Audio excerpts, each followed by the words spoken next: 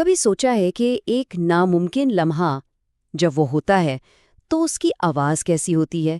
یعنی جب کوئی ایسی چیز ہو جائے جس کی کسی کو بالکل بھی امید نہ ہو تو اس کی گونج کیسی ہوتی ہے؟ آج کے اس تجزیے میں ہم اسی آواز کی گہرائی میں اترنے والے ہیں۔ سنیں ذرا یہ شور، یہ بے ترتیب آوازیں، اصل میں یہی ہے ناممکن لمحے کا خام مواد۔ یہ وہ سچے انفلٹرڈ جذبات ہیں جو اس وقت پھٹ پڑتے ہیں جب منطق اور ساری امیدیں دم توڑ دیتی ہیں۔ تو آج ہم اسی شور میں چھپے مطلب کو سمجھنے کی کوشش کریں گے۔ تو چلیے اپنے پہلے حصے کی طرف بڑھتے ہیں، اور اس کا عنوان ہے ناممکن کی آواز۔ اس لمحے کو سمجھنے سے پہلے ہمیں اس کی آواز کو سمجھنا ہوگا۔ اچھا، تو یہ ناممکن لمحہ آخر ہے کیا چیز؟ سیدھے لفظوں میں یہ اسپورٹس کا وہ 1 سیکنڈ کا واقعہ ہے جہاں نتیجہ ہر قسم کی پروبیبلٹی، منطق اور امیدوں کو چکنا چور کر دیتا ہے، اور اسی 1 سیکنڈ سے ایک ایسی کہانی جنم لیتی ہے جو ہمیشہ کے لیے یاد رکھی جاتی ہے۔ یہ وہ لمحہ ہے جو تاریخ کا حصہ بن جاتا ہے۔ ٹھیک ہے، تو اب ہم آتے ہیں اپنے دوسرے حصے پر، ایک لمحے کی اناٹمی، یعنی آئیے ذرا اس لمحے کو کھول کر دیکھتے ہیں کہ آخر وہ کون سی چیزیں ہیں جو مل کر اسے ناممکن بناتی ہیں۔ تو کسی بھی ناممکن لمحے کے پیچھے 3 بنیادی انگریڈینٹس ہوتے ہیں۔ پہلا سٹیکس، یعنی داؤ پر کیا لگائے، دوسرا گھڑی یعنی وقت کا دباؤ، اور تیسرا آڈز یعنی جیتنے کے امکانات کتنے کم ہیں۔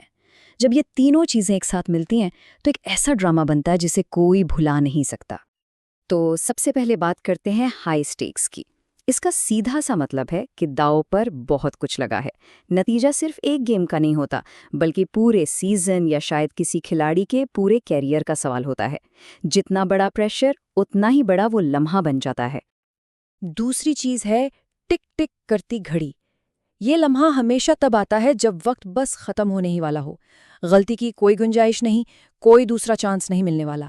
ہر سیکنڈ کی قیمت ہے، اور ہر ایکشن آخری ایکشن ہو سکتا ہے۔ اور پھر آتا ہے تیسرا اور سب سے اہم انگریڈینٹ، آڈز یعنی امکانات۔ یہ جو آپ کوٹ دیکھ رہے ہیں نا، مجھے نہیں لگا تھا کہ وہ جیت پائے گا، بس یہی ہے وہ احساس جب سب مان لیں کہ اب ہار پکی ہے، جب جیتنے کی امید دور دور تک نہ ہو۔ اب آتا ہے ہمارا تیسرا حصہ، دی ایکٹ آف ڈیفائنس، یعنی بغاوت کا وہ ایک عمل۔ یہ وہ لمحہ ہے جب کوئی کھلاڑی یا ٹیم منطق اور حالات کے سامنے سر جھکانے سے انکار کر دیتی ہے۔ یہاں 2 چیزوں کی جنگ ہے، ایک طرف ہے منطق اور دوسری طرف ہے جذبات۔ منطق بتا رہی ہے شاٹ ڈیفلیکٹ ہوا، پوسٹ سے ٹکرا گیا، یہ ہے حقیقت۔ لیکن دل، جذبات، وہ چیخ رہے ہیں کہ نہیں، اسے اندر جانا ہی ہوگا۔ یہ ہے امید کی طاقت۔ اور پھر وہ آواز گونجتی ہے، اس نے کر دکھایا۔ بس یہی وہ 1 سیکنڈ ہے جب ناممکن ممکن بن جاتا ہے، جب آنکھوں کو یقین نہیں آتا کہ جو ابھی دیکھا وہ سچ بھی ہے، اور بس وہ لمحہ تاریخ میں امر ہو جاتا ہے۔ اس کے بعد آتا ہے ہمارا چوتھا حصہ، دی ایموشنل ایرپشن، یعنی جذبات کا آتش فشاں۔ جب ناممکن ہو چکا تو اس کے بعد کیا ہوتا ہے؟ ایک اجتماعی ردعمل کا طوفان۔ ذرا اس چارٹ کو دیکھیں، یہ ایک طرح سے اسٹیڈیم کے شور کی کہانی ہے۔ سب سے پہلے امید کی ایک دھیمی سی آواز، پھر ڈسبیلیف یعنی ایک دم سناٹا کہ کیا یہ سچ میں ہو گیا، اور پھر خوشی کا وہ دھماکہ جو سب کچھ اپنے ساتھ بہا لے جاتا ہے۔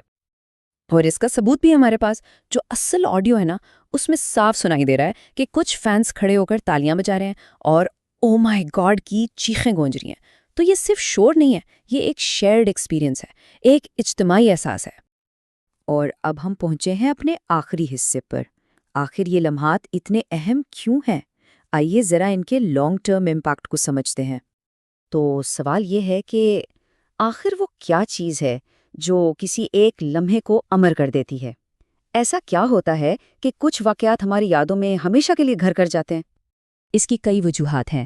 پہلی بات، یہ لمحات پہلے سے لکھی ہوئی اسکرپٹ کو پھاڑ کر پھینک دیتے ہیں۔ دوسری، یہ ہمیں دکھاتے ہیں کہ انسان کیا کچھ کرنے کی صلاحیت رکھتا ہے۔ تیسری، یہ ہم سب کی مشترکہ یادیں بن جاتے ہیں۔ اور آخر میں، یہ صرف واقعات نہیں رہتے، یہ وہ کہانیاں بن جاتے ہیں جو ہم ایک دوسرے کو سناتے ہیں، نسل در نسل۔ تو یہ سب سمجھنے کے بعد ذہن میں بس ایک ہی سوال آتا ہے، اگلا ناممکن لمحہ کب اور کہاں ہوگا؟ اور جب وہ آئے گا تو اس کی آواز کیسی ہوگی؟